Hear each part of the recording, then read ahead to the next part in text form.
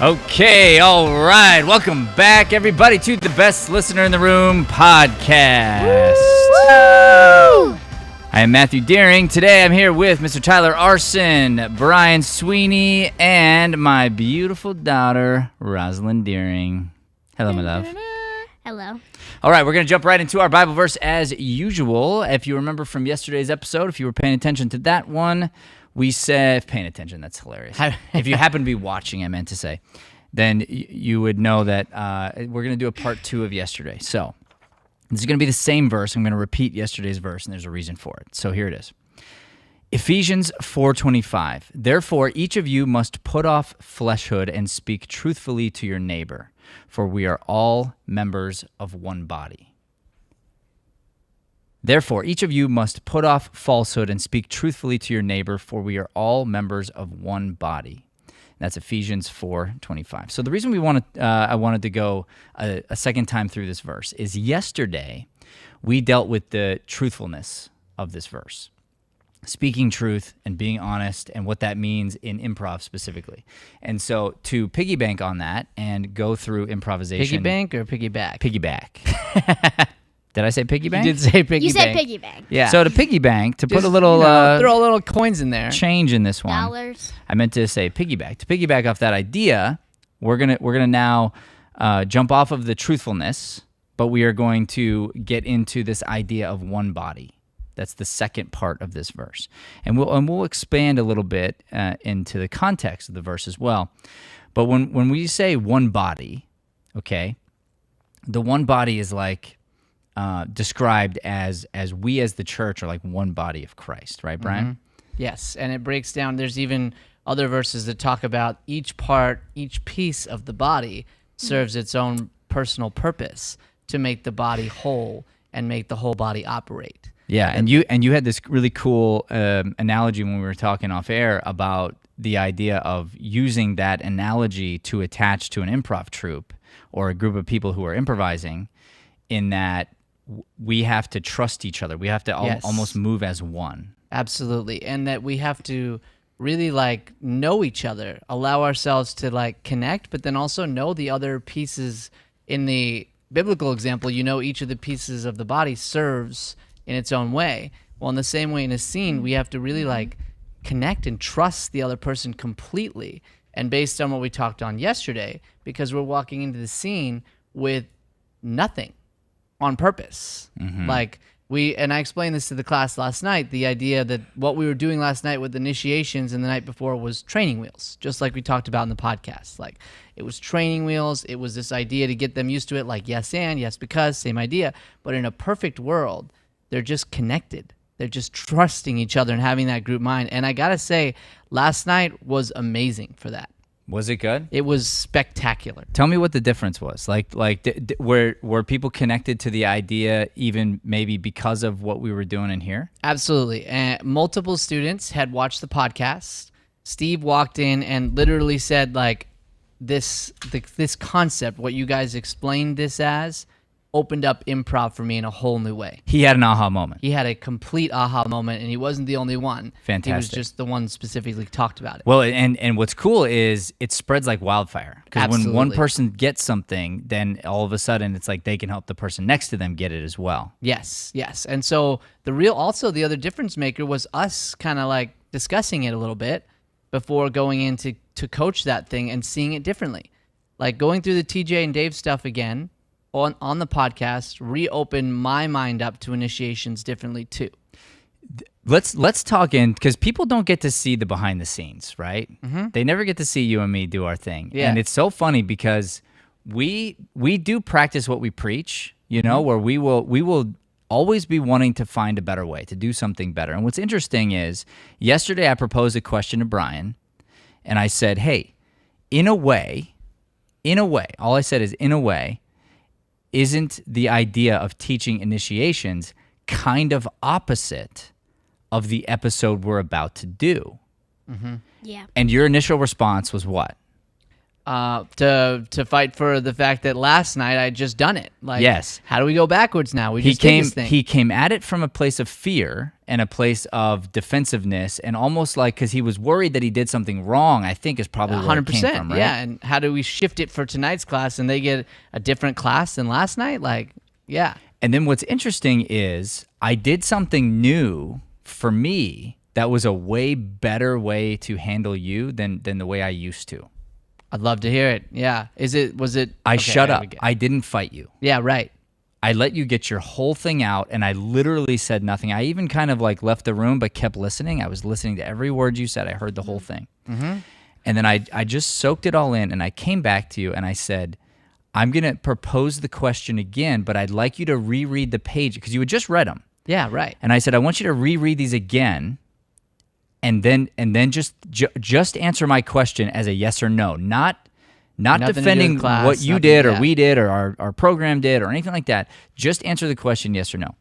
And when you had to do that, you brought yourself to the same answer that I had brought myself to. Was like, yeah, kind of in a way it is. Yeah, right. But it doesn't mean that what we were teaching is not valuable. No, right. It just meant how do we package this in such a way that we don't accidentally set bad habits, teach it in a way, right, where people think they're doing it the right way and they're actually not doing it the right way. Yeah, they're pre-planning, as Tyler said yesterday. They're poisoning the scene right off the get-go.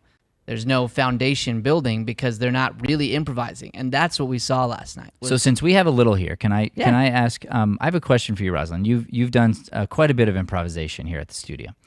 So when you go on stage, have you been able to get yourself to a place where you're not really thinking about anything, or do you usually prepare like some kind of an idea before you go on stage? I'd say that normally, yes, I do plan something before I go on stage because the feeling of just going on stage without anything is uncomfortable and like you just don't know what to do. So what's interesting is yesterday, that's what we talked about as like the best.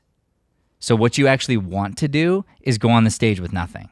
So like go out of your comfort zone? Correct. And it is, I will totally agree with you, terrifying. Yeah, can I jump on that really please. quick too? Like right now. So before we even started this podcast, she'd asked, do we have a script? Like, is there something to kind of look over? It was like, no, we just go. And first response, that's scary, right? And it is scary, But then there's so much like that comes from just being right there in the moment that can't be planned. And I was telling her, for me, for improv, that's what I love about improv, is it is organic when you let it be. It's completely organic. And the feeling of knowing that came from a moment it can never be repeated again actually is so cool. And you did that by coming on here today and talking because you were scared to do it, but you're here and you're talking, like that's kind of cool. And you're benefiting the studio because you literally said something that I think a lot of actors do, whether they realize it or not, that they're entering with an idea. And so the problem when you enter with an idea is then what happens if somebody else is entering with an idea and then they kind of push their idea. Now you have an idea in your head. You got to get rid of that idea. You have to try to go to their idea instead. And what I'm trying to do is I'm trying to get you to come out, listen, and let the idea hit you almost instantaneously after you're already on stage. Yeah, I see what you mean because it's like if you go out with an idea in certain circumstances, you can make it harder for yourself because if someone comes out and you are planning to be the sister and she called you mom, well, then all of a sudden you have no clue what to do. But if you come out with nothing, well, then they just gave you something. So it's somewhat better. Yeah, definitely better. Way better. Yeah.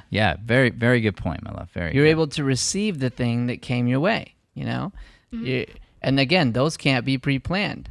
So last night, one of the students came in and was afraid at the top of the scene, similar to the feeling you're talking about, because he didn't have a space work thing to have in the scene and wasn't sure how to find that. And instead of fighting it, I asked him to just lean into the fear and that you could be doing any space work, anything, while feeling that honestly. You could be doing the laundry, you could be typing, whatever. And he had this moment where he just like relaxed into the fear, let himself be fearful. And the other person saw that, used it, and it became a really, really good start to a scene.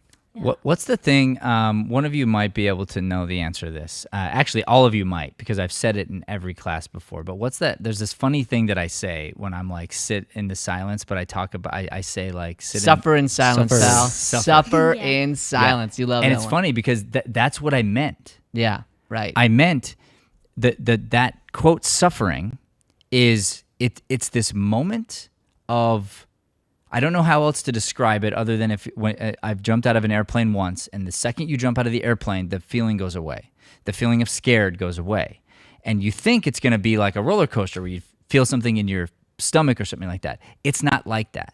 When you jump out of an airplane, immediately the fear goes away and you feel like you could do anything.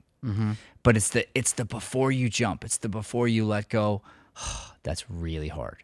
It's all the things that you've, in that instance, right, built up in your mind that could go wrong or could happen that create even some truthful fears, but a lot of false fear. That's right. And then as soon as you jump, you're free, right? That's right. So the idea of suffer in the silence is I'm not going to tell you that I don't suffer because I do. I've just gotten used to it. So because I've done it enough times, I know there's going to be another side to this. I just have to let myself go through it. Yeah, for sure. And it is terrifying because I'll sit there and I'll be like, I'm not speaking. I'm aware that I'm not speaking. I was going to say someone's name, but that name I know I didn't get from the moment, and I need to get rid of that. And then what has to happen is you have to go, and then you have to listen. Because the answer's already there in your scene partner's eyes. It's already there if you just choose to look. Like the fear in that last example, right? Like he was afraid.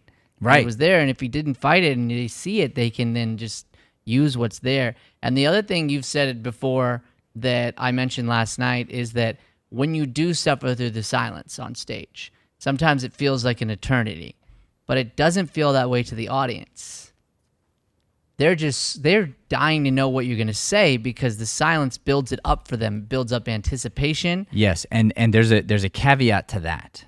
So you are 1,000% correct. And where I know that I get kickback from people, especially very talented people, is they want to tell me, well, like, I don't want scenes to be slow and like boring, right? And I actually agree. I 1,000% agree with that sentiment. I don't want scenes to be slow or boring. So then you're like, well, wait a minute. How can you be both silent and not boring and not slow? And the answer is, it's not silence by itself. It's silence and searching and curiosity and feeling. Yeah. You can say so much without talking. Yeah. Absolutely. Yeah. I don't remember what the percentage is, but I do know there's some wild percentage about that most of our communication doesn't come through words, but comes through nonverbal reactions and things like that. I'd have to look up the stat, but hey Tyler, could you figure out how to get me and Rosalind on like a side-by-side view for a take I want to do here in a second? I want to show something. All right, good. So while you're doing that, let me. Oh, you have something else to say? Go ahead. I was just gonna speak to your point. So the tighter your grip on what the scene should be as an improviser, the harder it is to do improv, is kind of what I'm getting from that. Yeah, it has to be a fluid thing. It has to be an in-the-moment thing, and that's why it does become easy to just stay on what you're on, if that makes sense. Yeah, that'll work. We'll come back. We'll come back to that in a second. Okay. So, you all right? That's all. What happened? I'm just trying to adjust this a little, and then just back it up. Oh, that's nice. She's so cute to me. She's so cute to me. All right, so going back now to I like to take these Bible verses and say, hey, let's not take it completely out of context here. So in Ephesians here, Paul has been urging the church in Ephesians not to live in the way that the Gentiles do, meaning not to get caught up in the futile thinking, the darkened understanding, their deceitful desires, things like that. And he reminds them that they've been taught to put off their old self. the corrupted, the selfish way of thinking, and to put on their new self, the righteousness, the holiness of truth. So building on what we said yesterday, you have to erase the old self, and the old self is the one that wants to be acknowledged so badly. Yeah. That wants to get affirmations from the audience so badly. And you need to put on the new self, and the new self is sacrificial.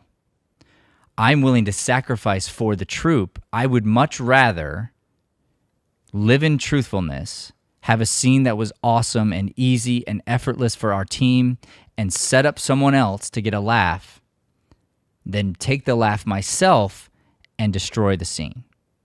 That's the kind of like thinking that we're looking for. Okay, so here's the idea of silence. Okay, so Rosalind, I'm gonna do something with you. Okay, so what I want you to do is I'm gonna pretend that I've told you, and this is not true, by the way, but I'm going to pretend that I've told you 40 times, don't touch the microphone. And I'm going to pretend like it really bothers me, okay? Which it honestly doesn't really bother me that much because I do it all the time. But let's just pretend, okay? Okay. I've told you so many times not to do that. Then what's going to happen is you're going to touch, and then you're just going to, while you're touching, you're going to notice what I do, okay? Okay.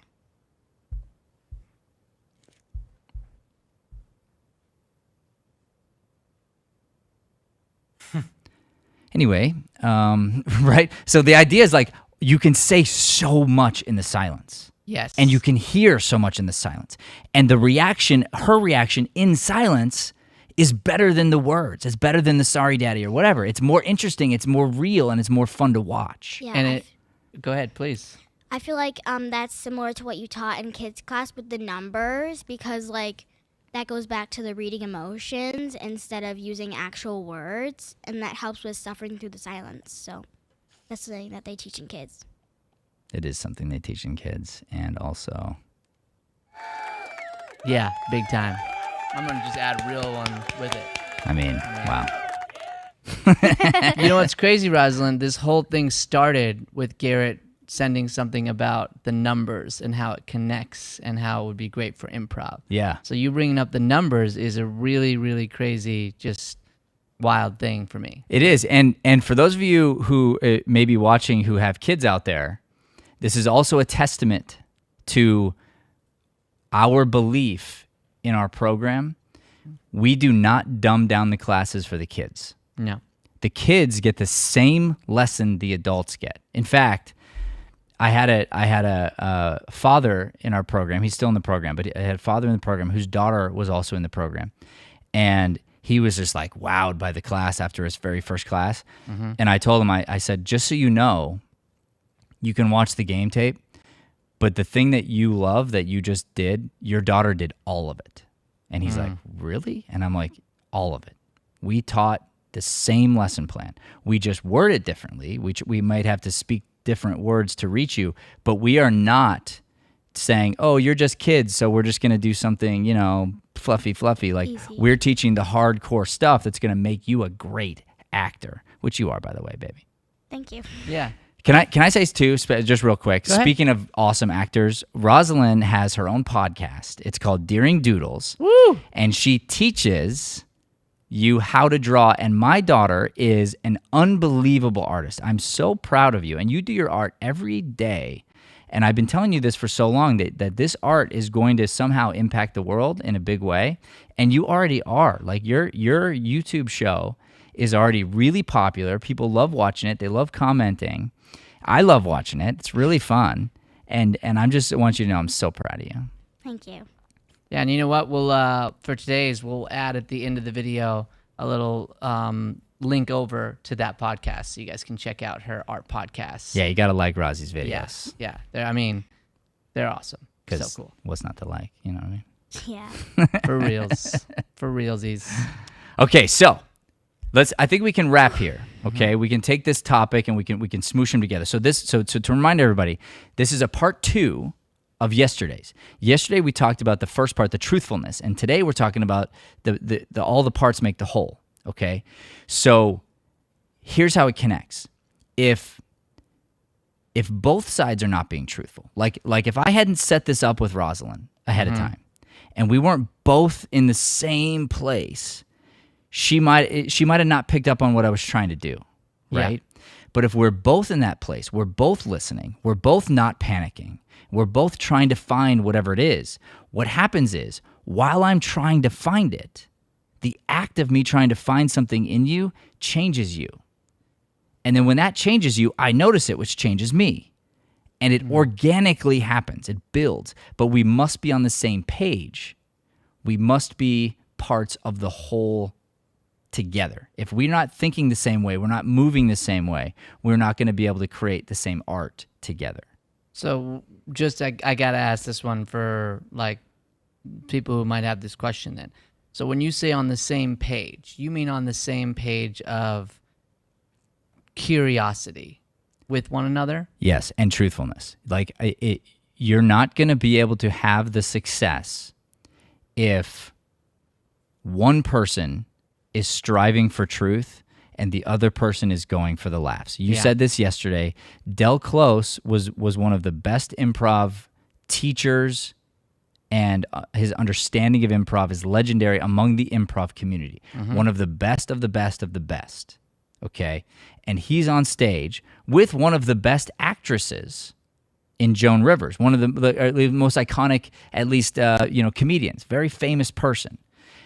And yet she could destroy a scene. They're both great, but if they're not on the same page in that way, if they're not both striving for truth, then it's going to be really hard. So I'm not saying like probably what happened, and I don't know because they don't talk about it in the book, but probably what happened is Del Close found a way to make her look good. Yeah. Found a way to keep the scene going. Found a way to finish strong in spite of the fact that she threw him under the bus and went for the joke. Yeah, got it. And sometimes I feel like you feel like when you make someone else look good, well, you didn't look good. But when you set someone up, you actually do look good. Isn't that crazy? Yeah. Yeah. You're good at that, by the way. Yeah, really. Thank you. You're welcome. We're going to have to get Rozzy in one of our improv shows. Yes, we will. Yeah, that'd be awesome. Yeah. Improv with an 11-year-old. Improv with a artist. Yeah. It's so funny. Well, that's all right. We'll say that for another day. All right. So, good to go. Anything else anybody wants to say on this topic? No, that was great. I think we hit it, and our students will be able to feeling- grow from that. Feeling good? Yeah. All right. Excellent. Thank you all so much for tuning in. This was the Best Listener in the Room podcast with Matthew Deering. Appreciate you guys tuning in. We will see you Monday. Like, subscribe. Just say it, Tyler. Just do it. Everybody like and subscribe. Share it out. Actually, cut to Rozzy, bro. If you want people to actually like and subscribe. If she says it, I mean, Tell him, probably, Rozzy. All right, Rozzy, probably bring go the viral. super cuteness, baby. Like and subscribe. And comment too, right? And comment. Yeah. Now they got to do it. All right, guys. We'll see you on Monday. Bye.